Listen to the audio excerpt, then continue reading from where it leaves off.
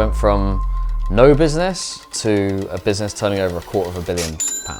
By the age of 29 years old, Harry Hugo is more or less living every young boy's dream. After selling his influencer marketing business for millions, he invested in his local football club, Farnham Town, and is now the chairman of the club. I was in the market to buy a Ferrari. It was £197,400. And he said, what about buying a football club? Harry co-founded the G.O.A.T agency along with two of his best friends in 2015. And the company went on to become a worldwide leader in influencer marketing, turning over £250 million annually. We were the first guys to ever do a digital-only deal with Cristiano. So it was like an unbelievable deal. Behind the milestones and high-profile campaigns lies a journey marked by challenges, late nights, significant sacrifices. I wouldn't mind if you took the £250,000 or the £197,400, walked outside, lit it alight, and walked back in and said, you still want to be here. Now, for the first time, Harry opens up about his path to success. From managing a multi-million pound business with hundreds of employees to revolutionising his local football club.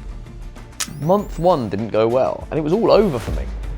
With Farnham Town on the rise and the G.O.A.T agency at the cutting edge of marketing, Harry Hugo is still just getting started. This is Perspectives with Harry Hugo. Memories is ultimately what I love, because those are the things you talk about until you die, and you can't buy them.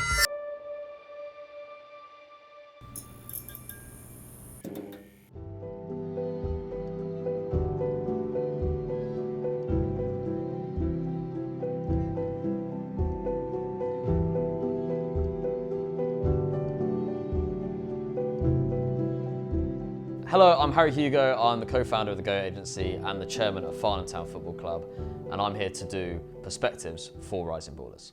Sick, man. First question, can you take us back to the beginning of your business journey and how it all started? Sure, I wanted to be a footballer, so I was okay. I played county level football in Surrey. I played for Farnham Town when I was a kid until I was like 14, 15.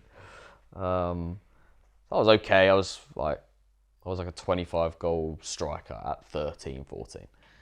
And I broke my collarbone at 14, decided that was probably my career done. And I started taking up golf and I became interested in golf. But once I realised that football really wasn't my thing, I realised that I still wanted to be massively involved in football.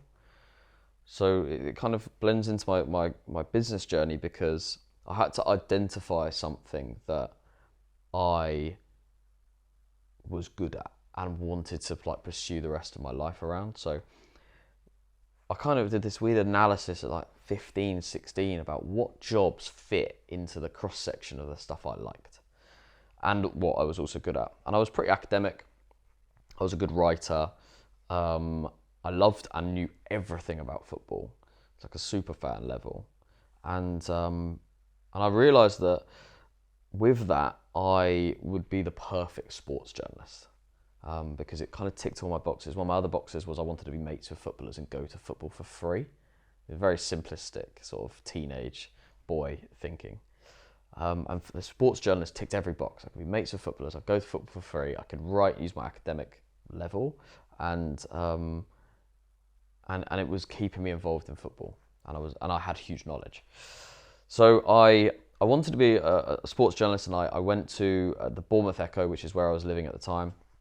Bournemouth were in like League One at this point, and I went to the editor of the Bournemouth Echo and said, I would love to shadow you for a day and see what it's like to be a sports journalist. I had no idea. Like, you see so many other jobs that are advertised on the TV, you know, via like the 24 hours in or what you have no idea what it's like actually being a journalist. There's never really been any sort of behind the scenes information around that. You know, you kind of have to experience it for yourself in order to understand whether or not you're going to do it.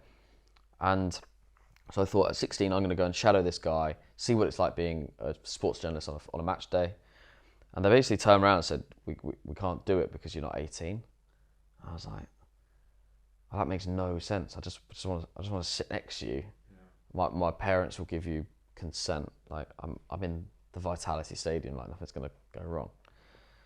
So I had this like huge vendetta against the industry, like very, very early at 16, that there was like a a no entry system into it, and it wasn't about whether or not you were good enough. It was about whether or not you were old enough.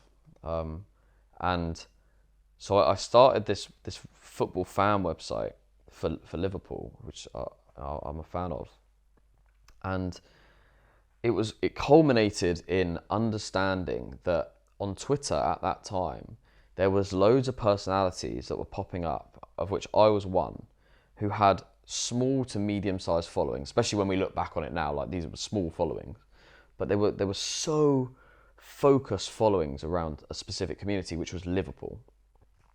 And they were just talking and tweeting every day about Liverpool Football Club. And it might be a guy called Jay Riley, or it might be Harry Hugo, or they were nobodies, but they were talking about one thing, and it was connecting them to each other. And one person might be living in Jamaica, one person might be living in Hong Kong, my person living in Liverpool, I was in Bournemouth, and we were all talking as if we were mates forever because we had this one common interest, and we all had between 5,000 and 20,000 followers, which at that time was big.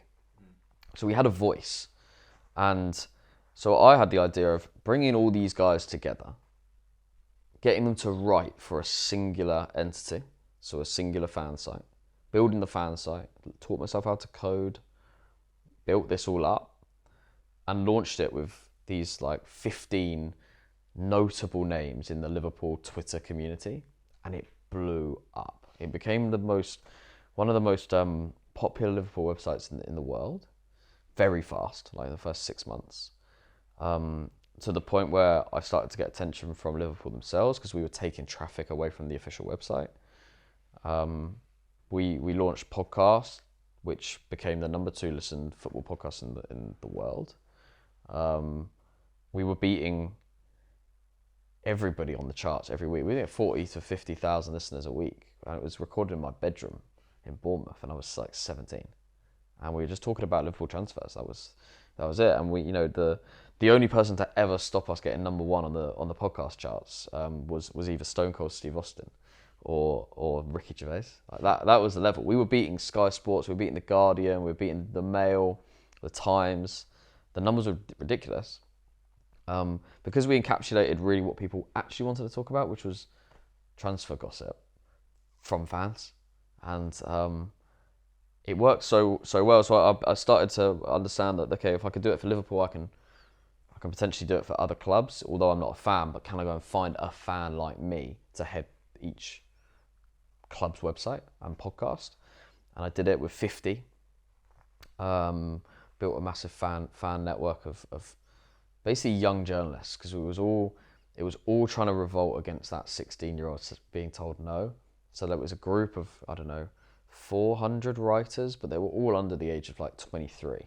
So they were all either at university, or they were at college, or they were, wanting to build some work experience. And yeah, I mean, the alumni from that business is like unbelievable now. Like I look round, and obviously I've done okay, and lots of the guys that have come out of that business went to go and work for G.O.A.T, and then there's some amazing people that have gone and worked, I don't know, the press officer or the head of media at Championship or Premier League football clubs, and they're all like 20, 25. Like, it's really impressive, and it's because they applied themselves really early and wanted to do something different and fight against the status quo, which is that if you're good enough, you're old enough, and that was the whole premise of that business. It was called Fresh Press, and yeah, we sold that business when I was 19, 20. But it kind of grounded me in football. I love football. I love talking about it. I love understanding why people talk about it, the psychological nature of what people care about. And that's obviously helped me, build the business that I ended up building, with the understanding of communities, because ultimately that was engaging football communities. And then obviously when you now talk about Farnham Town and the journey we've been on, it's so entrenched in community, but also psychological understanding about why people care about football. And all those things are entrenched in that first project. Although it never made me rich, it made me incredibly rich in knowledge and understanding of why people care about anything. And before I even knew that advertising and marketing was a career, I was learning so much about it, because that is all that marketing is. It's how can you make people care. Yeah, for sure. Who did you sell it to, and how much did you sell it for? Sold it to a company called Snack Media, which were big in the sort of like website, football website space. I sold it for 6 figures. It was never going to change my life. I'd already started G.O.A.T at that stage, which was doing pretty well in the early stages. But I'd actually taken 2 years off. So I started when I was 16. I actually started a full-time job when I was 18, straight out of college. I didn't go to university, for a company called Lobster, and I was running Lobster's social media channels and social media strategy at the same time as running this business. So I kind of took 2 years away from full time of running this business and gave it to my co-founder for that period, and he did an incredible job of continuing to grow it. But it got to a point where it wasn't growing any faster than what I wanted it to be. So when we started G.O.A.T, I was just like, this is like more of a distraction than anything else. But 6 figures means that I was able to buy my first house to rent out. I was still living in London, and I was 19, 20 years old. So it wasn't a case of going and buying a plush pad in London. It was about going and buying a house, sort of like 3-bedroom, semi-detached family house in Bournemouth, where I grew up, and trying to make sensible decisions around that. But it was a fundamental cornerstone of like business development, and understanding what and why things work. And I believe hugely in timing, and I'm sure we'll get onto it later. But that decision to start that business, to sell it when we did, because it was a distraction, was perfect timing. Wicked. When we spoke over the phone, you sort of took me through the Lobster journey. That was quite crucial, right, in your development and formulating the idea for your later business. Can you take us through that? Lobster was absolutely critical. Again, coming back to timing, it's like we were in the bubble. This was like 2012, 13, 14. The bubble of tech investment in the UK. Sam Fran had a huge pop over the course of the previous sort of 5 years of investment from VCs and hedge funds into massive tech businesses, the likes of YouTube, Instagram, Facebook. Had Twitter had blown up. And nearly all of them had come out of San Francisco. And London and Stockholm were having this big push. Spotify was just launching, and that was coming out of Stockholm. And then London tech scene was like really, really cool. And mainly because Shoreditch was becoming a cool place to be. And I met this guy called Aaron, who called me one day because the podcast was doing so well with Liverpool, and he said, how much would it cost me to advertise on the podcast? And I'm like a college kid. I have no money. As successful as this like writing business was doing, it wasn't making me loads of money. It was just building me notoriety within the industry. And he said, how much would it cost? And I was like, well, the server cost is like 50 quid a month, and I can't afford to pay that. So if you can cover that, then we're good. And he did, and he would get to nearly 200,000 listeners a month for 50 quid. In the time where podcasts were not where they are now at all. And it was like the most unbelievable advertising channel for them. And off the back of that, I just started speaking to him about what my next steps were. I was about to finish my A-levels. I knew I wasn't going to do great in the A-levels because I just spent the last 2 years of A-levels building this big business. And so, I'd gone from like this A-star student to, my teachers were looking at me as like a D, C, D, E student. Purely just because I just had no focus on what was in front of me. And so I ended up starting at Lobster as like employee 4. When I was 18, I literally went to London on my first day, the day I picked up my A-level results. My A-level results in an envelope in my right hand, and my like train ticket to London from Bournemouth is in my left hand. I remember it so well. I didn't actually open my A-level results until I got onto the train. I ran from like picking up the A-level results. And I started and I loved it. I loved being a part of a team. I'd only ever been like this virtual leader because in the business that I'd started, although it had loads of writers, it was all virtual, it was all Slack. You know, we were one of Slack's first ever users because we needed a platform with the writing business where all these people from around the world could post stuff constantly. And Slack was that perfect answer. You know, before that it was Skype. And so actually getting into an office with a team and being able to like express creativity and make things happen was really, really exciting. And Sport Lobster, you know, went from 5 people in a room in London Bridge to 75 people in an amazing office in High Street, Kensington. Within 2 years, we raised $30 million.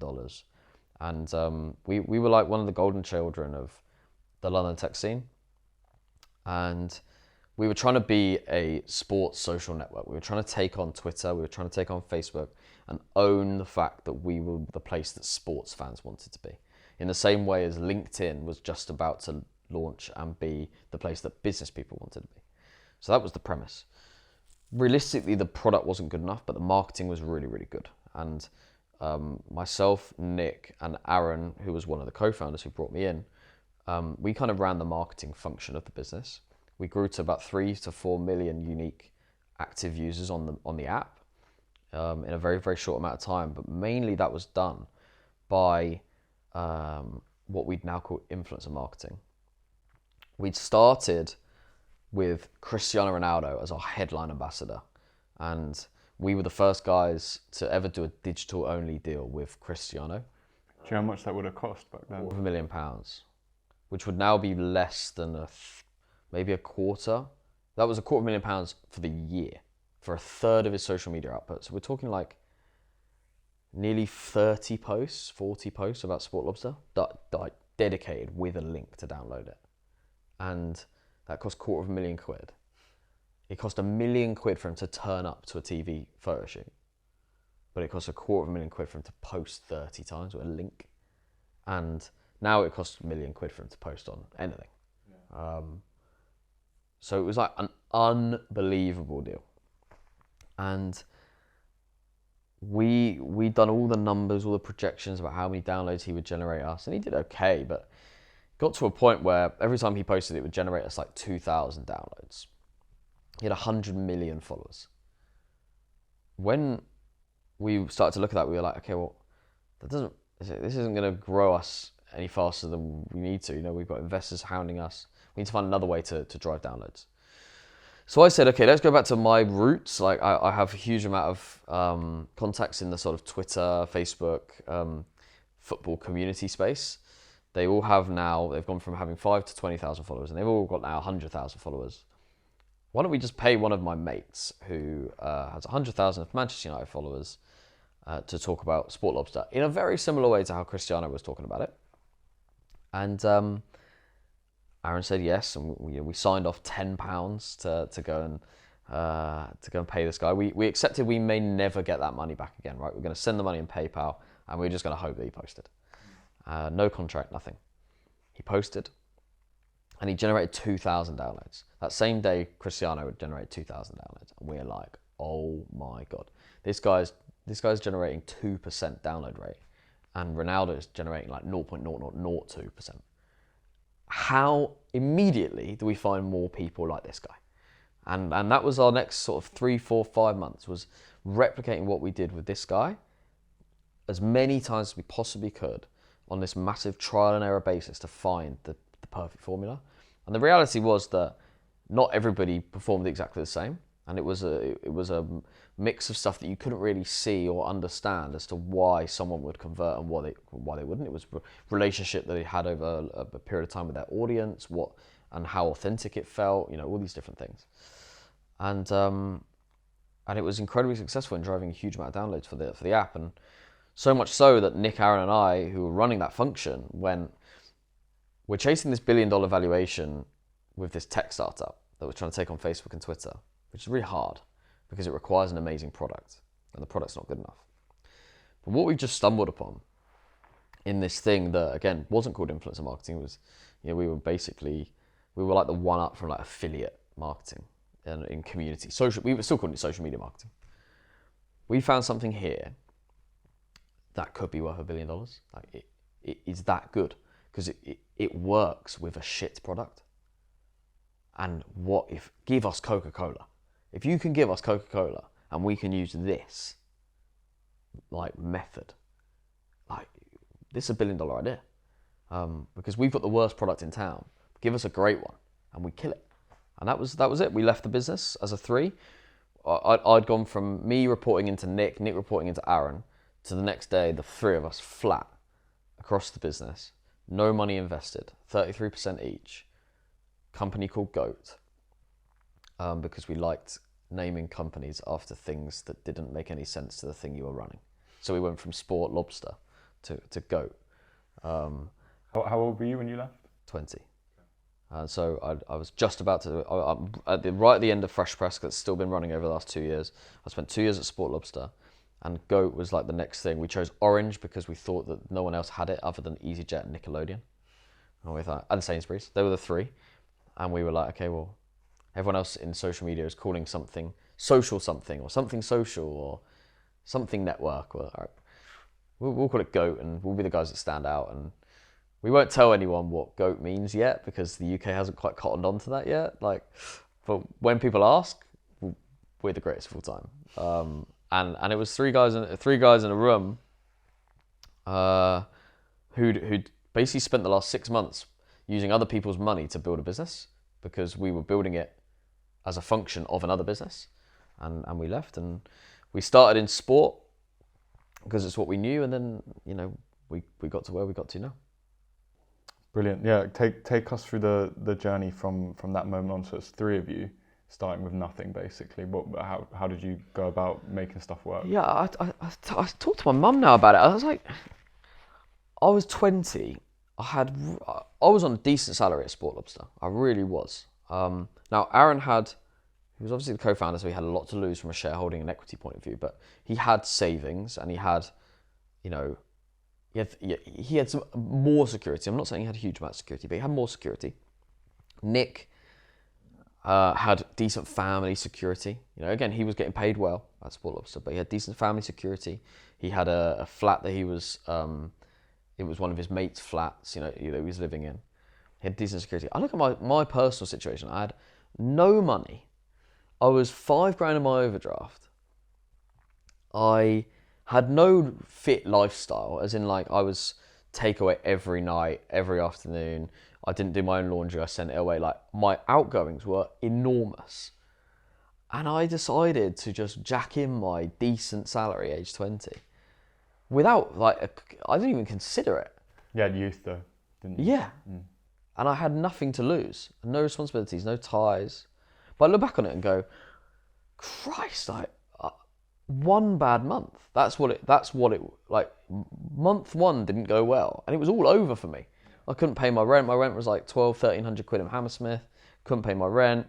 What was I thinking? Honestly, I was so heavily in my overdraft because I was building a London lifestyle without a true London salary. I think I was earning like 45 grand a year, which is a huge amount of money, especially for a 20-year-old. But I was living a 80, 90 grand a year lifestyle. And I did not have that money, and I just left my 45 grand a year job. So I've gone from a 45 grand deficit on my lifestyle to a 90 grand deficit on my lifestyle within 24 hours. And I'm also I'm already in the red and no savings. I'm not from family money, I'm from single parent. This wasn't a case of, I could fall back on the bank of mum and dad. I could not. I would be straight home, and I'd be living in the spare room. Like, that's the reality. And I did it, and from there there was 3 of us, and it quickly became 4, and we started in football because we knew everybody. We knew all the influencers, we knew all the brands. So we spun it up from football.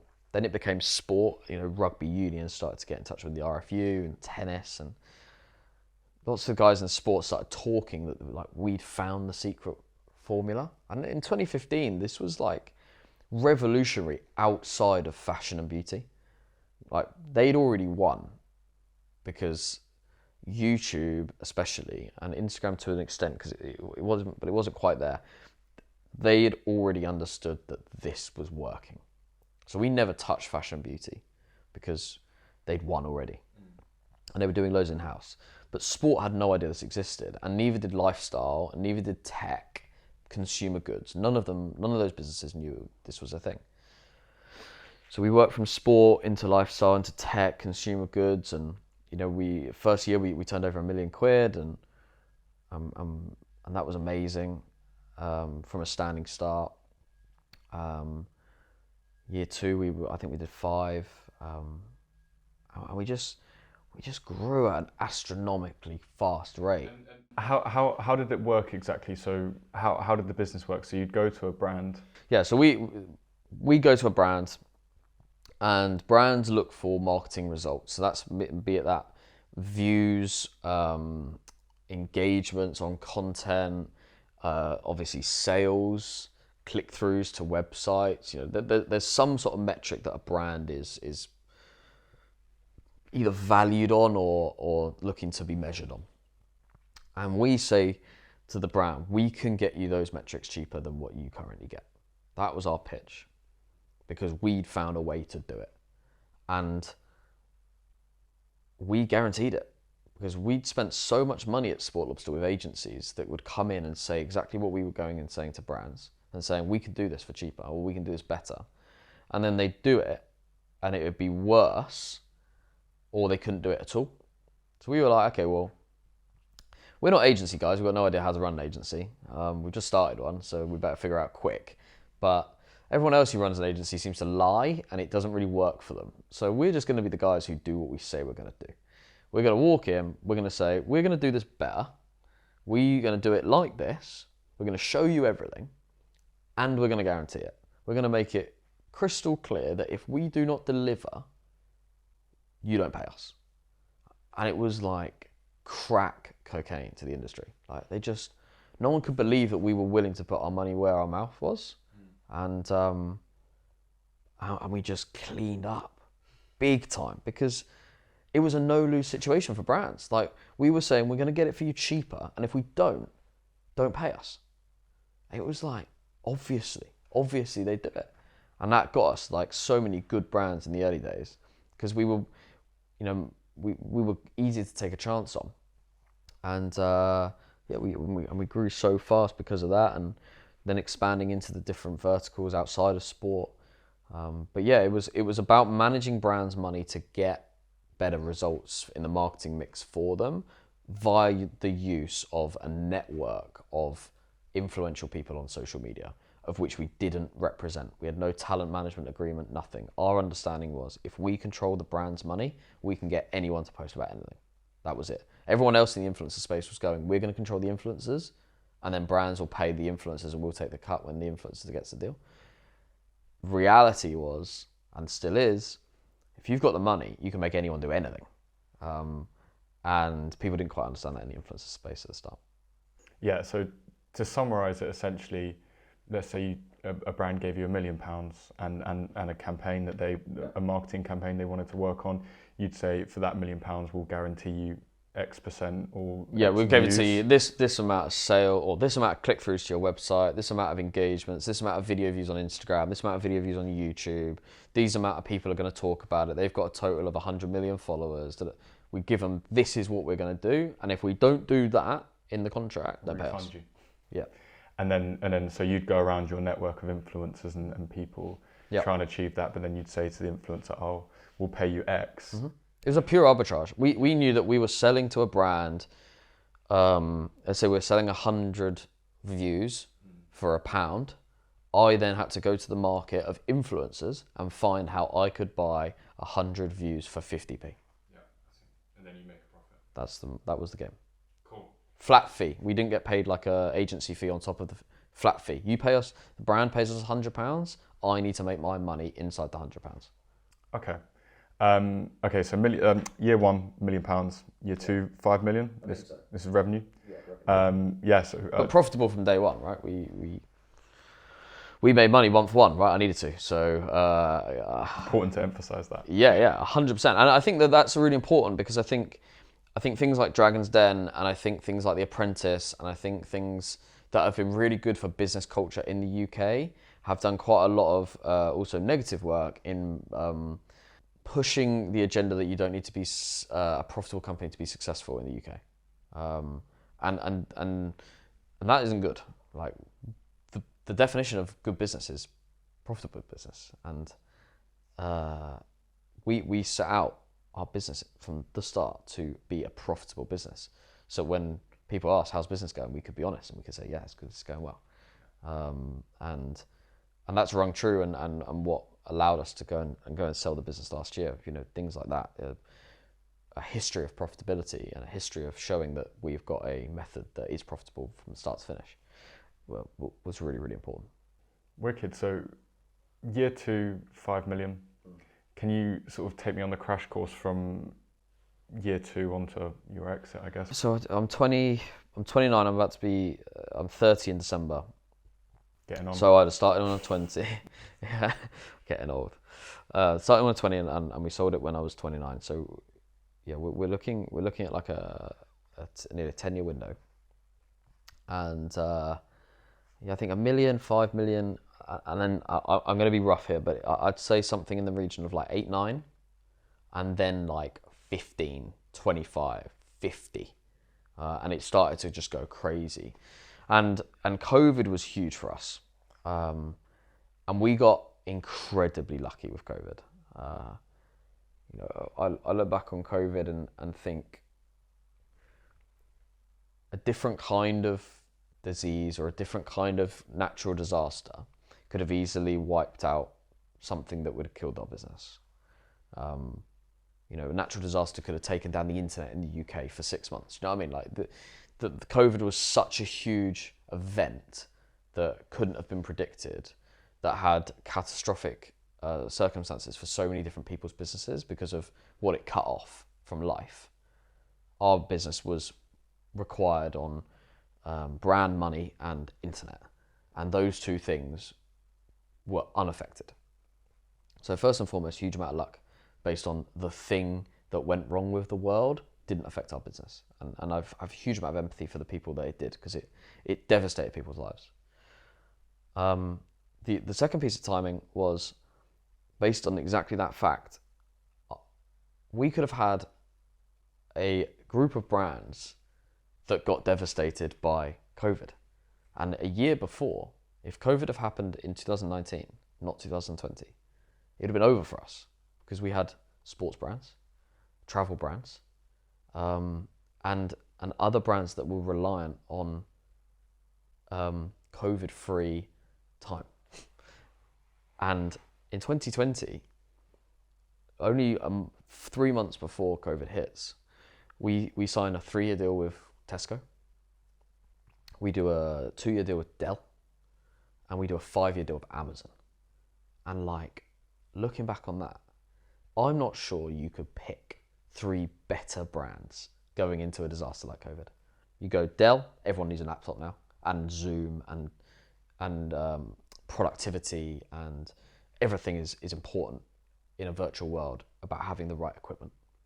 Tesco is the biggest brand in the UK for the next 2 years because it keeps people alive. And Amazon goes from being the biggest brand in the world to the biggest brand of all time because everyone can't go and get anything. So they just get things delivered constantly. And Amazon Prime Video launches in COVID, or just before. So now Amazon Prime Video has an opportunity to take on Netflix in a way that it never even thought it would, because now people need content because they're bored.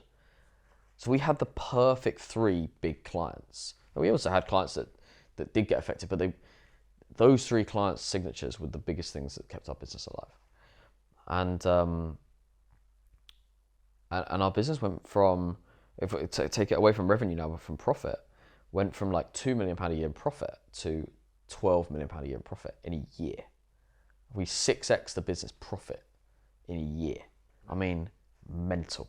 That means for context, you have to to 6x the business profit, you probably need to 7x the business revenue in a year, just because of the amount of efficiencies you have to find with like staffing and offices and things like that. We also had another huge amount of luck where our office lease in London, which was like 600,000 to £1 million a year, ran out in May 2020. Yeah, 2020.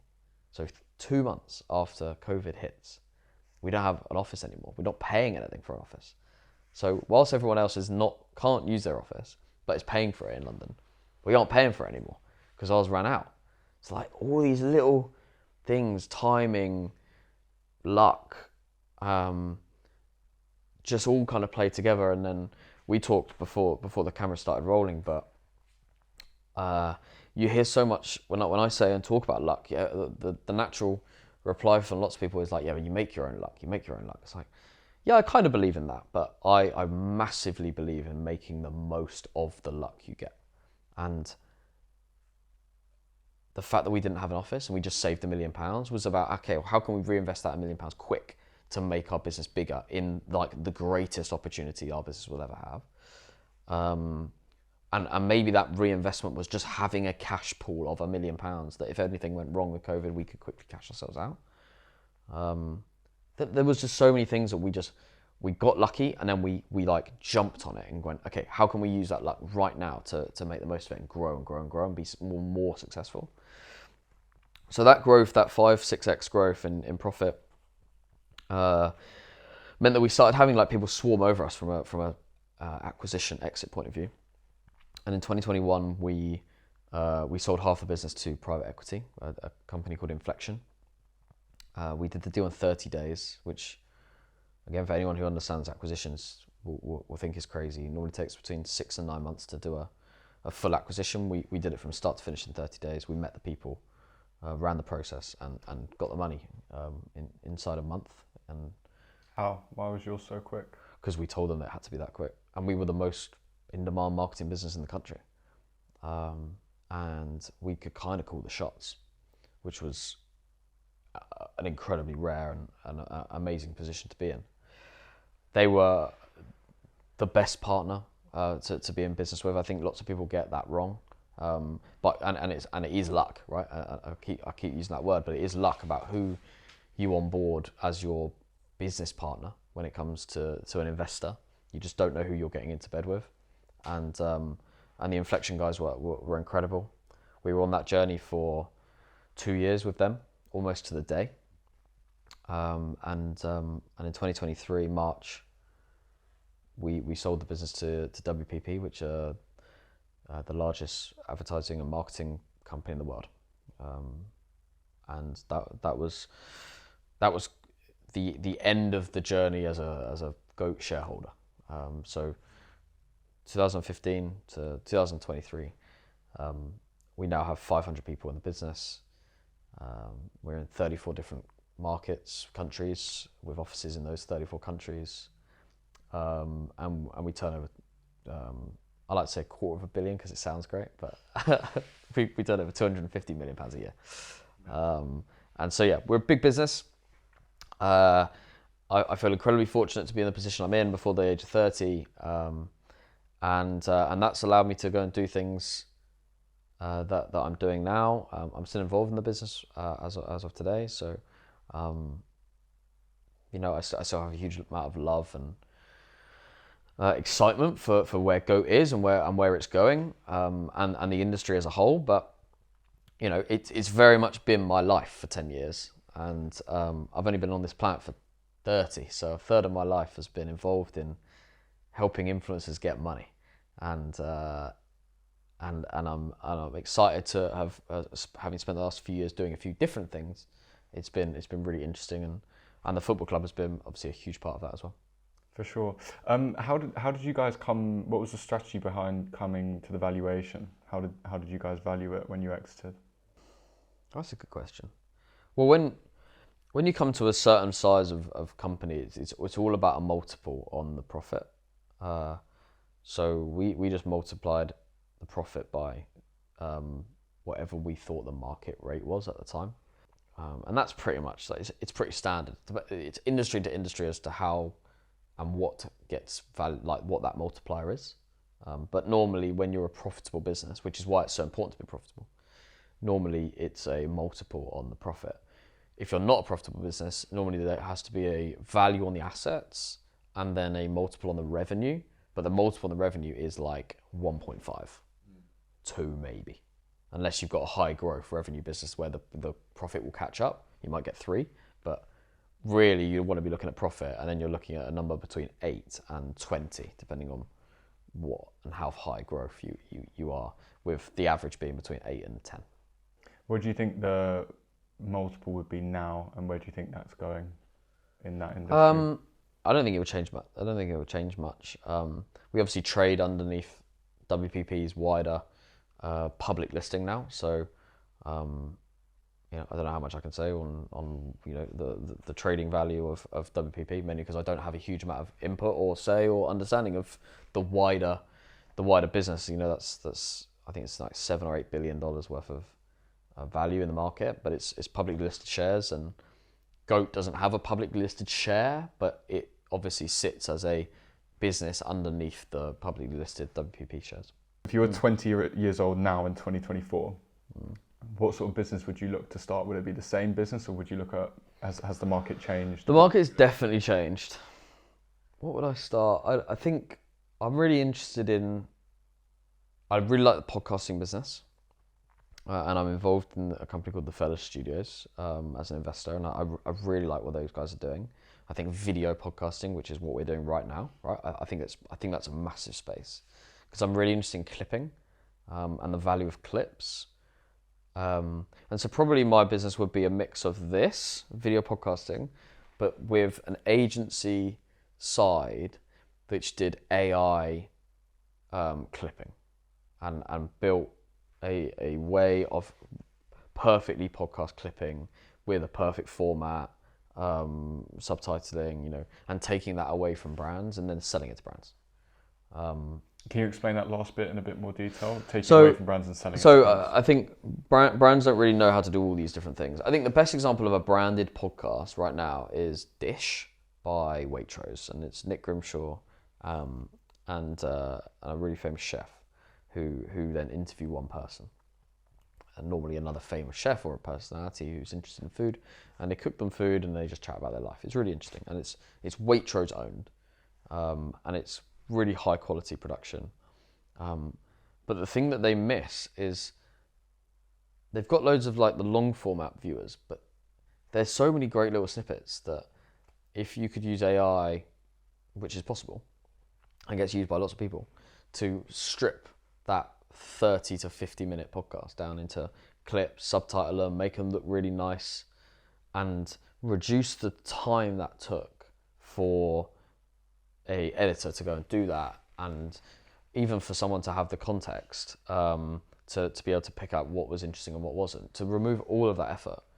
And I'm not coming up with a new theory here. This exists, right? And there are platforms that even do this. But I would run an agency that did that. I'd shoot the content, I'd build the interesting stories and the context and the production, but then I'd go, the most important thing is the clips. Because I believe in TikTok and I believe in short form massively. Brilliant. Great answer. Anyone out there, start that business, guys. What is the best piece of advice you've been given in business? Can't remember who said it to me, or maybe I read it, or I don't know when I've seen it, but the best piece of advice I'd give any business owner or anybody who's in a high pressure situation, so be it personal or professional. And I'm being truthful when I say I don't know who said it, and someone might watch this and go, oh, yeah, that's a really famous thing by this guy. Whether they called it that or I've managed to kind of manipulate it into calling it something of my own, but I call it like squashing a graph. And if you think about the axis on a graph being like mood and like highs and there's like time across the bottom, and then it's like lows and highs across the high axis. And then you think of like a graph that does this, and like most business owners, the graph is fucking like that. Like so many highs and so many lows, constant.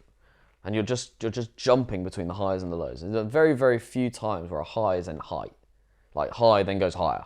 It's normally a high then goes to a low, and that's normally like a day by day thing. And then you extrapolate that out to week by week or month by month. It still looks like that. Everything looks like that.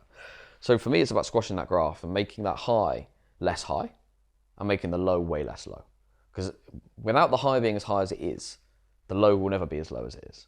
So if you can create the highs to look like that and the lows to look like that, then your decision making is so much better, because your decision making at the highs is terrible because you say yes to everything. And your decision making at the lows is terrible because you say no to everything. So you need your decision making part of that graph is in the middle, because then you're balanced on, okay, this could happen because we could go high, this could happen because it could go low. So your decision making is right across the middle of that graph. But most business owners and most people in decision making circumstances or under pressure are making decisions up here or down here, and they make bad decisions. And success is all about making the right decision at the right time. Yeah, don't get too high with the highs or too low with the lows. Yeah, which is ultimately what I've just said, but in a much more succinct way. For me, it's like visualization of that, because people don't know when they're high, and they don't know when they're low. But if you can kind of think, okay, well, where was I yesterday on the graph? And this graph is very simple. It's like, it just looks like that constantly. Well, yeah. And then you just draw like this red box across the middle of the graph and go, that's where you need to be. Which is incredibly hard when we're going to like siphon off to football. Yeah. That graph is out the window. that is gone. Yeah. Because when you're running a football club, like those highs are still incredibly high and those lows are still incredibly low. So it's like, and that's what I'm trying to learn now. It's like when you run a football club, that graph it looks different, because in business, you can kind of mediate those highs and lows. Where in sport, they're natural. They're like it's instinctive, almost like human nature to win. Adrenaline pumps to like the nth degree, and so trying to squash that graph, you're like really working hard. I'm so conscious of it, but that's hard. Moving on, what are the realities of becoming a multi-millionaire at such a young age? What's the actual question?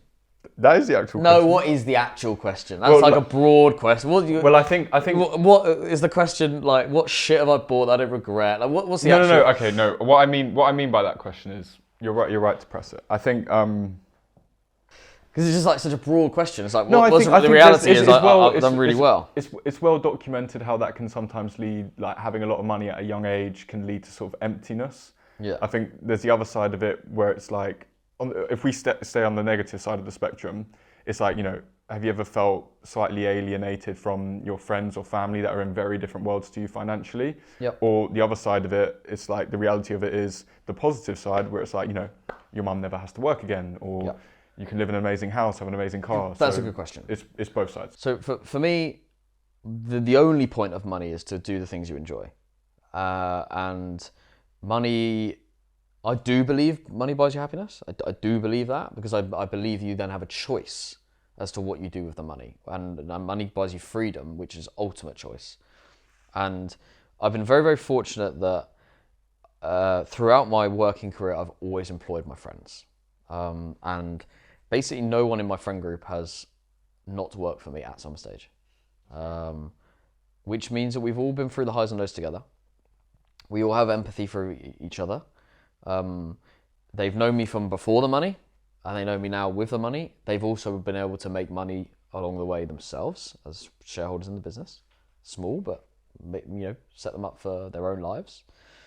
And I kind of see my money as my group's money, in certain ways, in like events. So there's no point in being able to go and watch Taylor Swift in a box at Wembley if it's just me and the missus. But there's nothing that brings me more joy than going and taking 16 people to that and experiencing that event as a group of mates.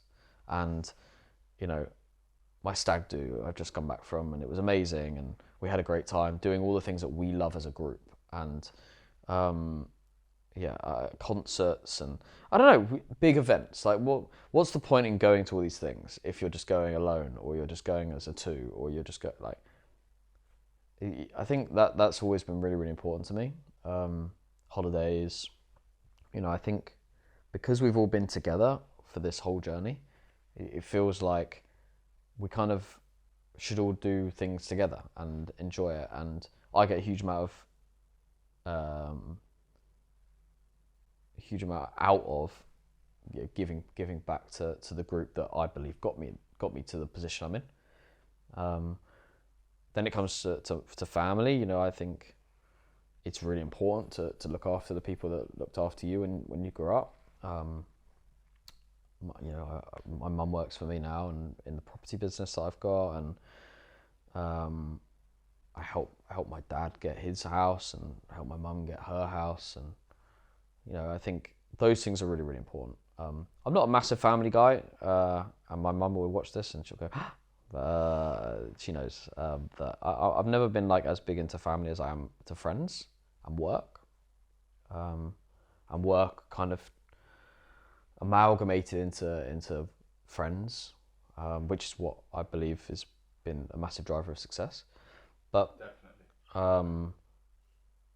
I think all of those things. I think it's just really important to look after the people around you, which I'm kind of bumbling on. But that is the truth. So, what is it? What is it meant for the reality, or do I feel empty or lonely? Or never, because I go out of my way to make sure that I do things that I really love doing with the people I love doing them with. And it's great to go to a once in a lifetime concert or event or the Euros.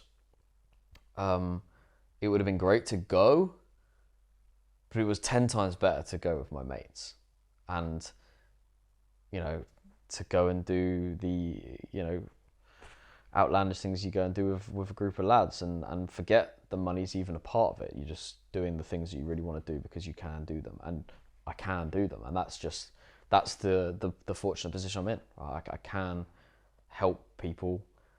As an 8, we got tickets to go and watch England in the quarterfinal, and was it quarterfinal? I saw Jude Bellingham's overhead kick, and I'll remember that forever. Yeah. So like those are the sort of things that you get really, really excited about, and you remember. And memories is ultimately what I love, because those are the things you talk about until you die, and you can't buy them. For sure, mate. Wicked. Cool. So kind of completed the business story in a sense. Obviously, there's way more going on. So you've sold the business 2023, and then you decided to buy a football club. Yeah, 2020. When was it? 2022. So it was after the first exit, the first private equity exit. Okay. Can you tell us about that decision? Why you made that decision? How it happened? Everything. It's going to sound pretty crass, and it's a true story. So I'm going to tell it how it was. We never really talked about buying a football club before. As a group of mates or anything. Certainly not in any detail other than like the pie in the sky. Wouldn't it be cool to run a football club? As every mates group have. But I, like we've been into, I've been in a very fortunate position and able to make decisions on lavish things. And I was in the market to buy a Ferrari. And I'd identified the car, I put the money aside, I was ready to go that weekend to go buy it. It was £197,400. It was a Ferrari 458 Spider Black. It was gorgeous. I remember it, still got it in my head. And I was talking to the boys about it, and I've got like four close mates that we've worked together for years, and we've done so many holidays together, and like we're like the 4 guys that are the closest.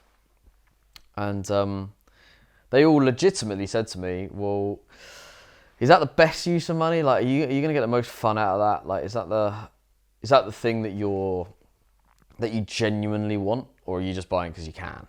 And it's quite, I think that also shows the value of our friend group. They feel like they can say that, and it was a very good question, because it really made me think about, am I just buying it because I can buy it? I've already got some nice cars on the driveway, and I don't need a Ferrari. And realistically, how much am I going to use it? And with any new car, it doesn't matter how nice it is, it's great for a week, and then it's just a car on the driveway. And it could be anything, because you've got over the excitement of buying the car. And really, any luxury car, the thing is the excitement of being able to buy it. It's not the car itself. So Frankie then messaged after we kind of discussed it for, I don't know, a day or so. And I challenged them and said, okay, well, what would you do with that money? Like, if you already had everything else, like, what would you do? What would you do to have the fun? And let's say we put that number aside, 197,400. What would be more fun than buying that 458 Spider? And he said, what about buying a football club? And I was like, that's a decent idea. but what? How? And also I said, but I wouldn't do it without you guys. So, like, as much as I'd commit the money, like, I need you to commit the time, because we all have value, and we can go and do something amazing together. And they all said, yeah, well, we're up for it. And I said, okay, well, let's start building an analysis around 25-mile radius from our houses about what clubs are available. We looked from step 6 to step 3 of the non-league pyramid, and we built an analysis based on everything that we thought was valuable in a club: assets, facilities, board, setup, pitch, bar, team. And we looked at all these different things, and we were like, okay, well, let's rank these clubs. And we got to a top 5, and number 1 was Leatherhead, and it's like ideal for me because it's like 3 miles away, and they were playing at step 3. They were struggling. They got an amazing facility. Their history is amazing. They've got great fans. The average attendance was like 450, 500. Their bar's great. The club's not a million miles away from the town centre. We were like, this is it. This is perfect. And so we went down. We chatted to them. As with every non-league football club, they can't believe someone's just willing to go and spend money on it, because it's a money pit. And the chats progressed quite considerably, and I ended up spending the next sort of 4 months at the back end of the season. This was like January, February 2022. Spending 4 months at the back end of the season. They were struggling to stay up. They were a massive relegation fight. And I went home and away with them everywhere, just to get a feel of what it was like to be a non-league fan. And I'd never, full disclosure, I'd never really watched non-league football outside of the occasional game where I knew someone playing or something like that. So it wasn't like I wasn't embroiled in the culture. And over that 4 months, I really felt like a Leatherhead fan, and I had some great times. And you had the adrenaline pumping when you win a game, or you hold on to a last-minute draw, or whatever it might be. And we got really, really close with Leatherhead. Deal was basically agreed on the money, and what really frustrated me was that they didn't really understand what I could bring personally, and there was always that skepticism, which I do understand, around why is he doing this, and so we kind of really had this rain check as a group, and we're like, are we getting involved in a club that don't actually appreciate what they've got? This isn't just a guy with money coming in. This is 4 guys with a combined 40 years experience in marketing, who are all under the age of 30, who can breathe new life into a club, wherever it is, whether it's Leatherhead or if it ended up being Farnham. So we went back to this drawing board and we looked at the top 5, and number 2 on the list we hadn't actually reached out to, and it was Farnham Town. And my history of Farnham is that I grew up there, I went to school there, I played for them until I was 14, and one of the reasons we didn't pick it at the start is because it was much lower down the pyramid. It was step 5, and they were dwindling step 5 side, sort of mid to low mid table step 5 side. And I always had the back of my head, because Farnham is a rugby town, because ever since 2003, when Johnny Wilkinson kicked the drop kick in Australia for the England World Cup win, Johnny Wilkinson was a Farnham Rugby Club product. So for the next 20 years, Farnham was a rugby town because we were the home of Johnny Wilkinson. And I don't know, something in my head was just like, it could be quite hard to change that culture. And then we went and met them, the board at Farnham. We sat and had just instantly the feel was different. We had a beer in a beer garden rather than a rubbish coffee, like in a downtrodden club bar. And I just instantly was like, okay, these guys are different. The average age was 45, not 145, which is like average in non-league. And I was like, wow, okay, these guys get it. They understand the value. And what was even better was that a guy called Ed, who's still on the board now, he's sort of late 30s, mid 30s, and he'd kind of done what I wanted to do over the last 2 years. So he'd got them from step 6 to step 5 and kind of professionalised the club, helped rebuild the clubhouse, like done all the things that I would have wanted to do. And he kind of set it all in motion. So like they'd already had this 2 years of transition from being an old school club into being a newer style club, which I didn't even have any idea of before we got in touch.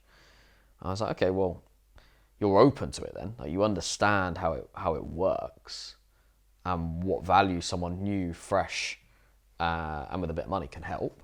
And Ed had maybe committed 20 grand, and I was coming in to commit £197,400.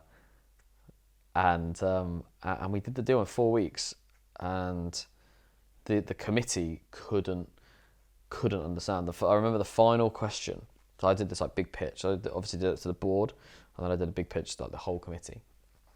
And there was loads of good questions, and then there was the final question was, so do you want the money back?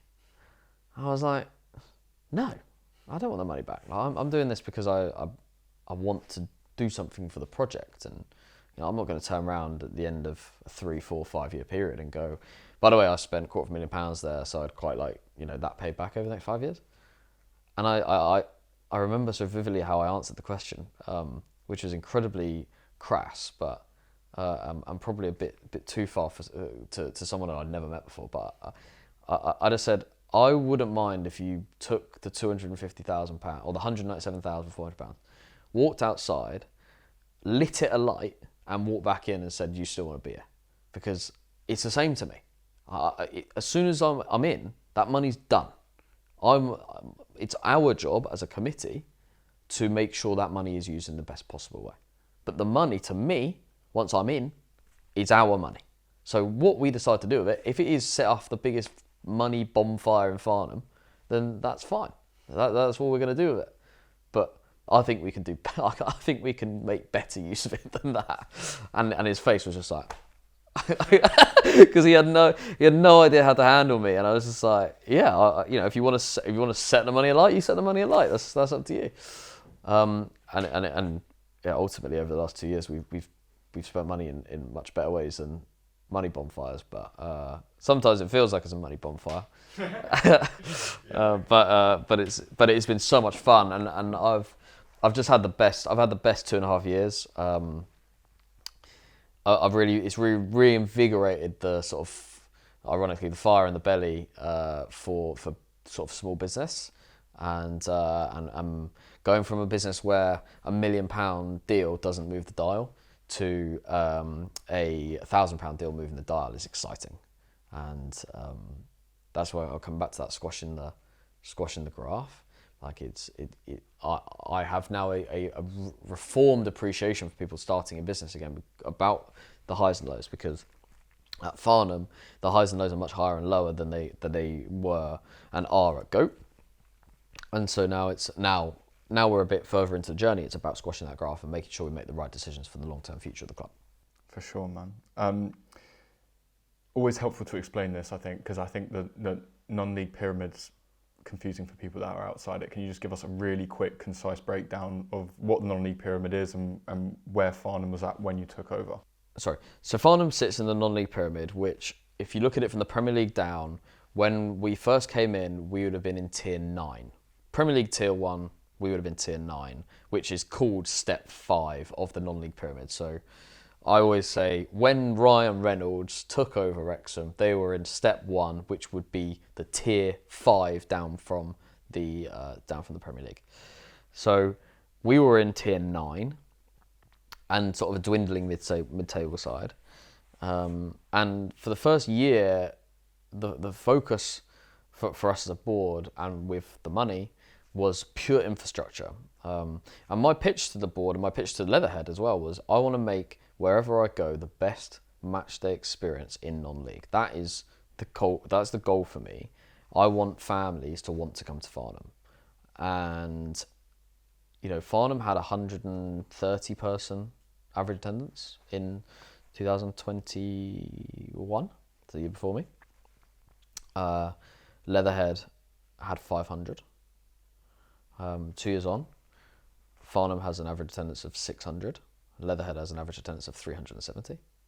And we play Leatherhead this week for the first time in that 2-year sort of crossover. Leatherhead were at tier 7 when I took over Farnham. Farnham were in tier 9. We're now both in tier 8. We're top of the league, having not lost a league game in 58, which is coming up to a world record. World record in football, world record in non-league?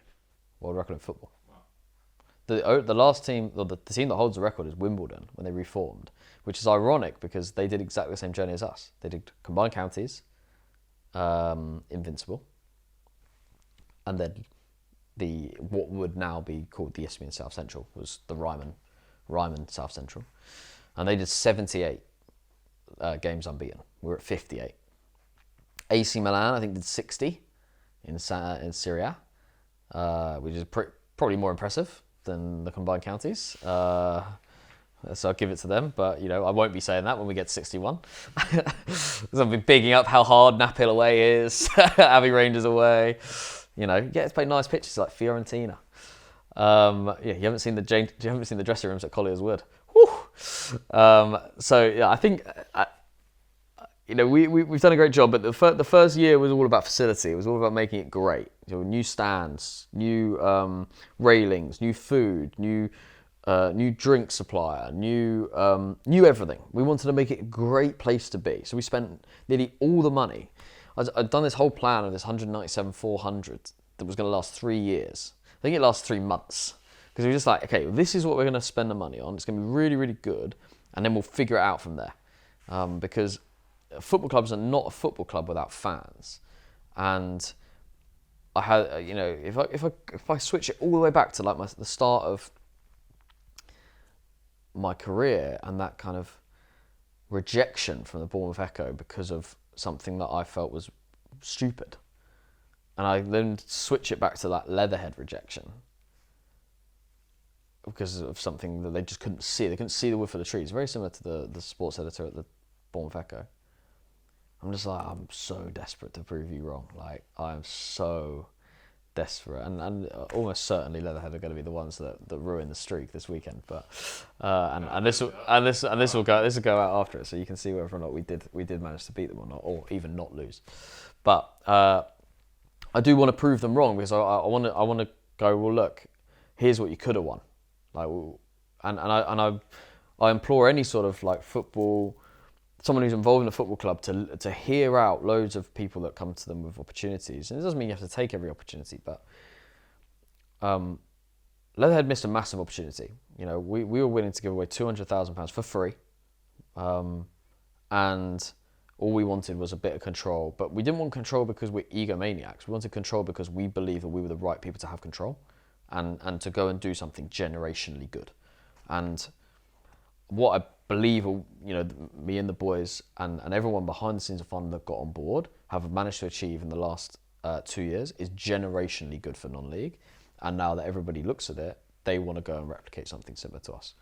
And I mean that off the pitch. I don't you know, on the pitch, it's been a huge success story as well. But I can't take any credit for how the boys you know, play, how the management team have done, and how many goals we score versus the other team. That's out of my control to an extent. But what I can take credit for is the growth in fandom, community, online presence, brand, and generally just a buzz about the town. And we could have done that at any club. I genuinely believe that, because we had the expertise, we had the financial backing to do it. And Farnham were the club that we managed to do it with. But I've never pretended that Farnham were choice one. Right? There was a club that turned us down, and I just want them to know that. What a guy. Fair enough. And I know they're going to beat us this weekend. That's the problem. I know they are. But what's even better about it is because I don't think there's that many people still at Leatherhead that know that I was involved. So like, it's like this one-sided rivalry that I'm just like desperate to get one over on them. I want the Saturday's game to be a pink slips game where like we own their club if we beat them. Like that's the level of like hatred I have for them. But they have no hatred for me. So it's a pure one-sided argument. That's jokes, mate. Fair enough. Fuck it. Oh, mate, I'm praying for you. And what's so funny, they'll watch the video and they're like, I didn't realise he hated us. So that it's just built up, like, and I understand skepticism around people in non-league football because there's been so many bad stories, right? It's not like I'm like, oh, why don't they take them? I get it, but like, one, you know where my money's from, so it's not like loads of people in non-league, you have no idea where their money's from, right? It could be anywhere, like. You don't have the police to turn up at your door. Whereas you know exactly where my money's from. You can, like, the newspapers reported on it. Like, it's very clear where my money's from. I'm not a public figure, but, like, I'm out there. Like, you can Google me and you can see what I've done, where I've been. You can watch my life every day for 400 days on YouTube. So, like, I'm not just this guy who's come out the undergrowth and just, I've gone, this is what I want to do. So I don't know, like, understand the red flags. Probably they should have done better due diligence. Fair enough, mate. So 58 wins on the bounce, correct? Yeah. No, 58 unbeaten. Oh, unbeaten. Sorry, my bad. We did 26 wins on the bounce, which is a new British record. Okay. Just to point out. Nice one, man. If look, you brought up wins in a row. No, I fuck with it, man. Like, huge achievement, obviously. And we played you guys last year, and you were fantastic. And you did. Like, we played you in the Vars, and you gave us a really, really tough game. We only beat you 1-0. Imagine we'd ended the streak. That would have been a terrible, terrible time. Although, to be fair, oh no, it's league games, right? League so games. you lost. So look, our cup performance hasn't been great. We got to the final of the Surrey Cup, which was cool, and we got to the last 32 of the Vars. But yeah, our cup performance has been okay. We've had some really hard draws, but our league relentlessness is as good as British football basically has ever seen, which is true. Like, I wish I was now being facetious, but there's only ever been one team better in British football ever. For sure, mate. Yeah, I hear it. Yeah, you're right to say it. We're not the best team. I'm not saying like we're Man City, but like, as streaks go, there's only one team that's ever been able to put a streak better than us together. We beat Arsenal's streak. Yeah. Again, like, they're in the Premier League, more impressive, but there's a impressiveness around guys who turn up from long jobs, as you guys can appreciate. They've been at work all day. They were up at 4 a.m. like gritting the roads, and then they turn up at 7:45 and put in a shift and go to bed at 1 a.m. and they're up in the morning again to go to work. And those guys have not dropped concentration for 58 games. So you've had one promotion, huge unbeaten streak. What do you think is the reason behind that success on the pitch? I think the management team have done an incredible job. I think Did you bring in new managers when you joined? Yeah, we rode with the manager we inherited for 2.5 months, and then it just didn't work. Personality clash. It just wasn't quite right. Brought in a manager that worked on a previous project that had done a really, really good job, taking them from step 6 to the playoffs in step 4. And we liked that, and he was a good personality. He just moved to the area. We're like, yeah, perfect. I also got to give it to the players because there is a huge amount of pressure when it comes to playing for Farnham, not from internal forces, but from external forces. You know, the expectation was that we won every game last season, and we did a pretty good job of nearly doing that. We only drew 3 times. We only drew 3 times. So 35 wins and 3 draws. So for me, being able to meet that pressure and do it, it shows great character. But it's a character that's embodied by the club because we push a winning mentality where people really want to win both on and off the pitch, and that attitude kind of carries. And yeah, I'm incredibly proud of everyone that's been a part of the journey so far. Not just the 58, but even people that came in when we first started and we weren't doing so well. And that kind of does show the difference in character and difference in how people can handle pressure, because there was expectation as soon as we arrived, and those players and the management at the start couldn't handle it, and we obviously changed things and have got to a point now where we have a group of people who are capable of dealing with that strain. Brilliant, and that's all the reason behind the success, basically. I think so.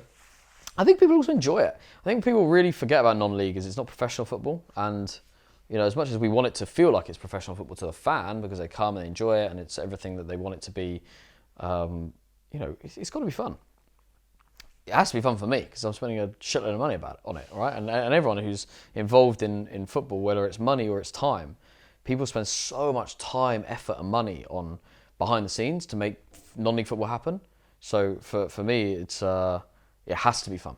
It has to be fun. These managers spend so much time, and most of them don't get paid. You've got to enjoy it. Players, most of the time, don't get paid in the way that would make it worth it for the time they have to put in and the effort and the driving and stuff. So yeah, it's tough. You're an open book on Twitter. Can you break down the club's finances and what sort of revenue it does? And does it make a profit? Does it make a loss? How much have you put in of your own money to date? Yeah, okay. So I'll kind of give you the numbers that I can reel off on the top of my head. When we took over, commercial revenue was like 35 grand, something like that, a year. Now commercial revenue is close to 110,000 through sponsors and things like that. Yeah. Our match day revenue has gone from. It's always worked out about £10 a head. So yeah, our match day revenue has gone from like 1,300 when we first took over to this weekend just gone. We did 8.5 grand on match day Saturday. So not every match day is as good as that, but there's match days that probably average between 4,000 and 6,000 on a Saturday men's match day at home. Tuesdays are about 70% of that. So a postponement on the Saturday due to a waterlogged pitch or something hits the club revenue by about 30%. So we generate a decent amount of revenue, and it's a huge amount more than where we were 2 years ago, and that means that we can translate that into either off the pitch investments in infrastructure or on the pitch investments in playing staff, equipment, managerial, whatever it might be. What we've decided to do is, for the last year and a bit, so basically the streak, is that we will invest the profit generated by the club into infrastructure and infrastructure investments, and I will cover the difference between what the club can afford and what we need to be a winning side in player payments. Okay. At some point, So technically, it's making a profit. Is that what you're saying? it's not, because the players we put out, we couldn't put out unless I was topping up the budget. Okay, I see. But could the club maintain its position in step 4 with ease with the budget it could afford? 100%. So there's two questions within that. Because could we have won the league last season with a budget the club could afford profitably? We'd have been in the mix. Can never say yes and no. Whereas the budget we actually won the league with last year, we should have won the league with. Right? We wanted to make sure it was a no questions asked, we are going to get promoted budget, because it was so important for the commercial progression of the club that we were in a different league than we were in the 2 seasons before. We needed to show the momentum that we were showing off the pitch on the pitch. The budget, again, that we could afford this year on the pitch would keep us in step 4, and it's the first time in the club's history it's been at the level it is this season. And so to be able to say that financially the club could maintain that position with ease is a huge step forward. Could it win the league this year with the club's finances? It would be a hell of an effort. It wouldn't be unbelievable, but it would be a hell of an effort. I wouldn't have expected it. Maybe we could have pushed for playoffs. Next year, if we were to get promoted, again, then it becomes a bit more of a, okay, how are we going to find the money to do this if it's not me? But it's all about momentum, and we're making a name for ourselves, and the brand's great, and it's getting there. But yeah, I've put a decent amount of money in, but it's like my hobby. So people spend money on weird and wonderful things in their life, and I'm in a fortunate position that I can probably spend more than most people on their hobbies, and this is the greatest hobby in the world, and I've never found anything that gives me as much fun, excitement, and sort of group enjoyment as the non-league football club, and that allows me to justify the money I spend on it. But I have and always will be striving for sustainability. And I always want to make sure that the level we're in, the club, if I walked away tomorrow, the club could sustain that level. They wouldn't plummet through the leagues. That's not to say it wouldn't happen, because you've seen loads of big teams that plummet through the leagues even if they have good budget. But I want to make sure that if I was to leave and the club was forced to pay that budget, they could very sensibly stay in that league at mid-table. Football Manager in real life, basically. Yeah, 100%. Laugh. Wicked. Without naming names, can you tell us how much the highest paid player at Farnham gets? I'll tell you, I'm not going to give you numbers, but I'll give you an idea about where we took over, and kind of how the average has changed, and kind of like the multiple of that. So when we took over, lots of players were on between 40 and 80 quid a week. Now our bracket, our average player, I'm not saying the players are average, but like the average of the squad would probably come in at about, I don't know, if a couple of hundred maybe. But they're players that have played either a higher level or have shown loyalty to us on the project, have dropped down and stayed true. And obviously, as with every football club, from Man City down to Farnham Town, you've got stars who are getting paid more money than players that are on the periphery of the squad or the first team or their rotation options. Everyone's got their role. It's a meritocracy. 100%. And I don't think, even if the players are watching this, I don't think they'd be shocked to hear that some players get paid more than other players. That's just how it works. And it's a value-based game. If those players provide more value than other players, then so be it. But I'm not hiding from the fact that we've probably got a top 3 budget in the league. I don't think we've got the biggest budget in the league. I don't think we've got the smallest, but I don't think we've got the biggest. Or I certainly don't think if we have got the biggest, it's big by much. So this season, if we manage to do what we achieved last season, it would be an incredible feat. Not because of budget versus, but it's genuinely competitive, and to do it consistently time and time again is impressive. Great. Looking back on your career, Farnham and Go, and even before that, what's been the biggest mistake that you've made and why? I never really look back at them as mistakes. I just don't really remember them. In a way that I probably just blanked them out. Not in a way that they wouldn't exist. Of course they existed. You know, there's so many mistakes. But like, nothing where I felt like it defined a moment. I watched Mark's and his defined a moment. It's like, but before that, could he have answered that question? I don't know. Like, he's had an unbelievably successful run. And yeah, he's probably made mistakes, but no mistake culminated in a moment.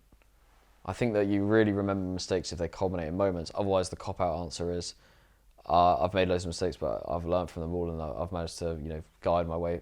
And yeah, that is the cop-out answer. Never lost a client at Go? Yeah, I've lost every client at Go. Every one of our biggest clients we've lost, but that's not a mistake. It's just life. I can't expect to hold clients for 10 years, every single client. We're the biggest agency in the world. Because you never lose a client. So the agency game. So yeah, mistake, I don't know. I'm trying to be sensible about it. I'm trying to think like, why don't I remember the mistakes? And I think it's because they never culminated in a moment where I'm like, that changed my life for a negative. Everything that has culminated. But a mistake by definition doesn't have to change your life in a negative. It can change your life but that's what I think makes you remember them. Fair enough. I'm not saying I haven't made mistakes. I've made loads, but I can't remember one where I'm like, what's my biggest mistake? I don't know. I think they're all at a level of similarity, and the big mistakes are the ones that do change your life. Because in the same way as what's your most successful thing was, for me it was leaving that job that I had with 45 grand a year, and I had no money, but for some reason I made the best decision of my life, and it changed my life. But a big mistake would mean something changed because of that mistake that you made, either for the better because you learned from it quick, or I just don't think we've had that. I think the biggest mistake maybe is always having too many distractions. And the most successful things we've always done have been focused on the core goal. And it's one of the reasons we didn't launch a women's team in Farnham until this year, because everyone was like, we should launch a women's team. No. Too much. We have to get out of step 5. Because what's the point of having a women's team in step 7 when you've got a men's team in step 5 and you're now fighting 2 courses? Yeah. Right, let's be the most successful men's team in the country that everyone's talking about. So then that pressure dies down a bit on having to support it constantly, and then we can focus on the women's team. So I suppose that's a learning from like small mistakes of having like being at Go, where I remember us talking about launching like a barber shop just because it made money, and we were like, what the fuck are we talking about? Like, we spent a week, I think, building like a barber franchise, branding it, everything, and we were like, this is a great idea. It makes loads of money. Why isn't everyone running a barbershop? And then we were like, but our business makes 20 million quid a year. Why are we worried about this business that makes 100 grand a year? Yeah. And we were like, yeah, that's it. It was just a distraction because we got bored. We got bored of the thing that was successful. The bread and butter, yeah. Yeah, and I think that's probably a big mistake lots of people make, is they get bored of the success. Yeah. And they're always trying to chase something else that's new and shiny. Yes. And that is normally the wrong thing to do, which was the women's team to the men's team, and everyone else around me wanted to launch a women's team year 1, and I was just like, no, we have to focus on the thing that matters now, that we're really good at, and then we branch into something new and we learn something new. And the women's team has been a massive learning curve. It hasn't been a straightforward road. It's been a learning curve because it's a completely different ecosystem, completely different structure, and it requires different ways of thinking. So the thought of that now, doing it at the same time as the men's, was going through its hyper growth, would have been crazy. So yeah, I think probably my biggest mistake is always when I feel like I'm getting distracted from the core goal. But but I don't have a mistake where I'm like, that was the mistake, like Mark took his eye off. But distractions, right? That was literally his answer in a roundabout way. He got distracted from the truth, the goal, and it cost him. And I just don't have that thing that cost me. So I can't say anything. Any mistake was bigger than another. Okay. But they're all valuable. For sure. I've got 3 more questions left. What is the craziest story you can share from all your time in business or football? Does anything spring to mind? And also, no worries if nothing comes up. Some do. Some I can't tell, sadly, on camera. What could I tell you on camera? I think all of the craziest moments in business are always related to people. They're always people are always never what you think they are. And I won't go into specifics, but it's like people just shock you with what they're capable of. And when you're 20 people, you kind of know everyone to a decent degree. But when you're 200 people and you think you know people, you have no idea. You've gone from knowing 20 people to like 70% of their life to 200 people knowing 10% of their life. And that 90% is dark. Like, you just don't know what people are capable of. And they have always been the things that have shocked me and have always created the stories in business that if I was to write a book, it would feel like I'm making it all up. But like that is always it. It's people. It's never moments of random stuff, but it's where people have gone and done stuff where you're like, wow, I didn't even think you could make that up. And you did it in real life. So like, there's always those moments, but you kind of see it in a sort of smaller way in non-league. But it's you realise that every business and everything that you're involved with is a microcosm of true society, like across the world, and all the news stories that you see across the world every day. If you put a group of 500 people together in a company, there's a good chance you're going to get that news story at some point in your year. That's how I put it. For sure. If you could change one thing about the football industry, what would it be? More support for grassroots football, more money. There's too much money at the top, and there's too many people struggling at the bottom. And I think I personally have proven that you don't need a huge amount of money to move the dial. And if we go back to the Ferrari 458 Spider, the £197,400, that has changed Farnham's trajectory for the next 10 years. That amount of money, and it will change the legacy of the assets that club has for years and years and years beyond that 10 years. And imagine if the Premier League all clubbed together and they could find 100 grand per club from steps 3 to 6, and how much that would change. And by the way, they could do that tomorrow and they would not notice. That's why it's frustrating for me, because the beauty of football in England is the pyramid, and such a small amount of money for loads of these teams would make an enormous difference. Final question. What does the future hold for Harry Hugo and Farnham FC?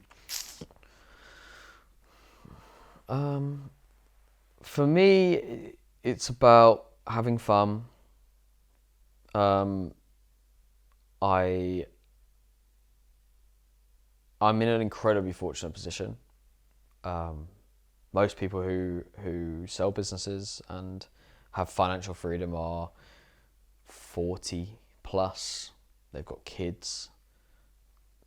They've just got responsibilities, and I'm in the very, very small minority of people that can ever say that they've made money when they have no responsibilities and no ties.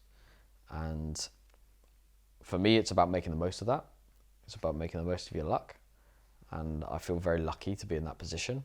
And I now need to make the most of it, because at some point we all have kids and your life changes massively. And so I want to travel the world and do things that you're able to do in the position I'm in, and have free choice. For Farnham Town, I believe the sky's the limit, really. I think Everyone keeps saying, "Oh, you could get to the football league. You could do." I was like, I've got no interest in that. I think the sky. When I say the sky's the limit, I mean in terms of what's possible off the pitch. I think we could create an amazing brand in football where people look and go, "That's how you do non-league right," and that is true British football, and done in a modern way, and it's done the right way. And I would love for our investment and our work over the last two years and beyond to be the textbook for other people looking to invest in non-league football. And I think we've done a pretty good job of that over the last time. But if anything is my legacy, it would be to get rid of the bandits who are looking to come into non-league football and attract the right kind of investor who have got genuinely good intentions and look to genuinely add value and change the look of non-league football. And I think Ryan Reynolds and Rob McElhenney have done a great job of that. I think Mark White does a great job of that. And I think there are a few people in this space now that's becoming more and more prevalent. But we're probably, the Wrexham story is like the nth degree, but on a more sort of accessible level, we've kind of shown that it's possible, and that would be a great legacy. For sure, man. Fantastic answer. Thank you so much. Been a pleasure. My question for the Rising Ballers audience is: if you had £100,000 right now to spend on your non-league club, what would you spend it on?